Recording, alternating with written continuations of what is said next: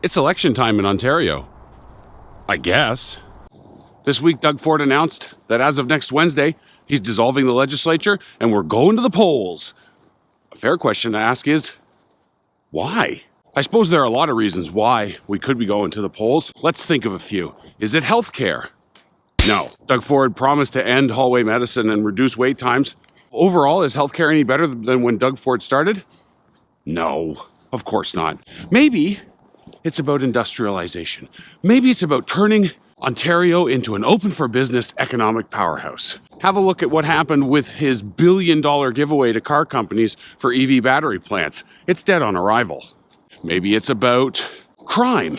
Doug Ford loves to talk about crime. He loves to pretend like he's hard on crime. And stop being a bunch of bleeding hearts there. Speaking of automobile manufacturing, Ontario went from being a manufacturer of new cars to an exporter of stolen cars to West Africa.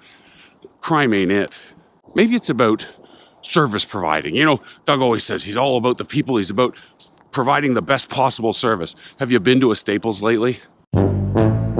Maybe it's about building transit, right? It's not about building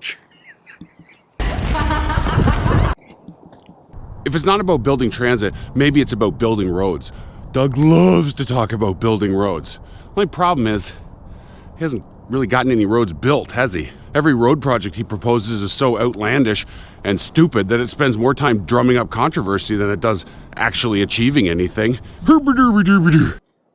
Oh, hey, it's Josh here from the future, from editing the video. I realized that I didn't say anything about housing. I completely disregarded Doug Ford's record on housing. Can't imagine why. According to Doug, this is all about fighting Donald Trump, that he needs a strong mandate. A strong mandate! Doug Ford doesn't need a stronger mandate to do whatever he wants to do with Ontario's economy to fight back against Trump. He already has a huge majority. He has huge support in the polls. He is the most popular politician in Ontario, even when he's unpopular. He doesn't need any of this stuff. So why does he want it? Because he can win, obviously. Bonnie Crombie is a joke. The Ontario Liberal Party is a joke. They have an uncharismatic, right-wing Liberal leader who nobody is going to get excited to vote for. The NDP, they could. They really could. Marit Stiles is the best leader the Ontario NDP has had in years, decades probably.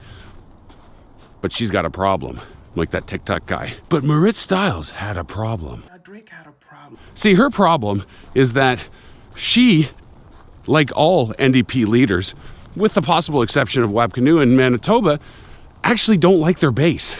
They like having a base. They like having a solid core of progressives and lefties of all stripes, however you want to use that term, as long as you don't use that term to mean liberals. But she doesn't actually care for them. She takes them for granted.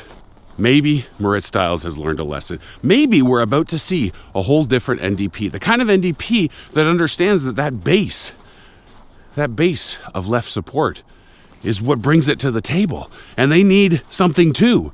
More than just to be taken for granted, they need some policy, and they need something that they can get behind, something they can get excited about. Maybe this NDP leader will learn. Maybe she'll succeed where every other NDP leader across the country, with the possible exception of Wabkanu, has failed in the last 30 years.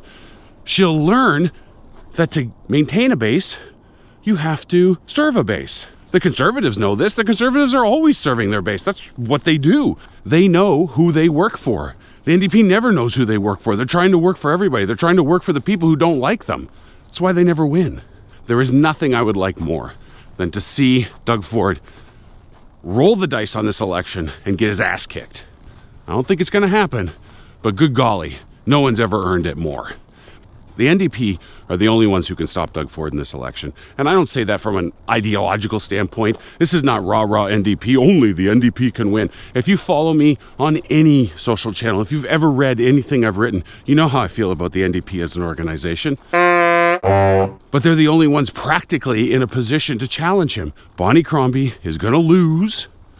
She's not going to be the next premier. She's going to lose. She's going to be the third party, and she's going to quit.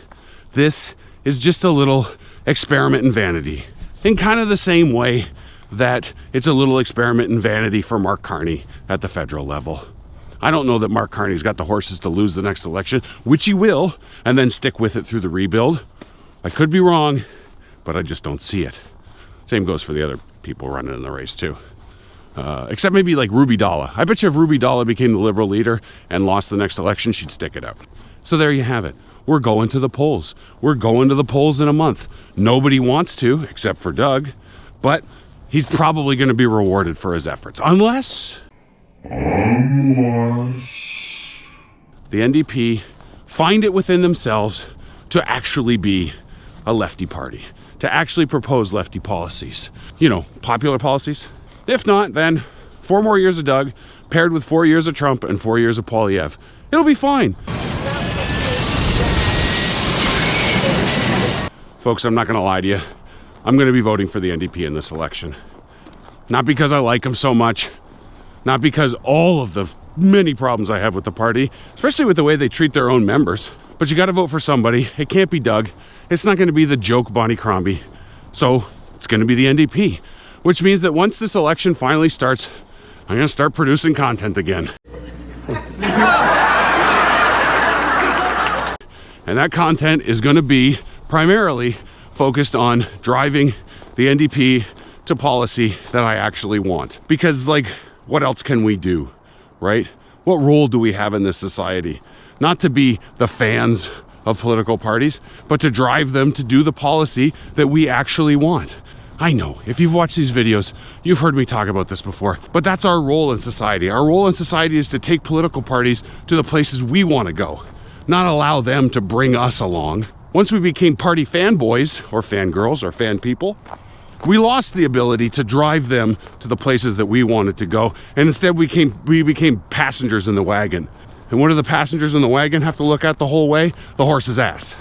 That's us. Now, it doesn't have to be. We can drive parties to where we want to go, so long as we're willing to let go of this idea that we owe parties loyalty. We don't owe them shit. They owe us. And so here we go, folks. Ontario election 2025. Nobody wanted it. We're getting it anyway. So let's make the best of it. See you later, folks. Bye.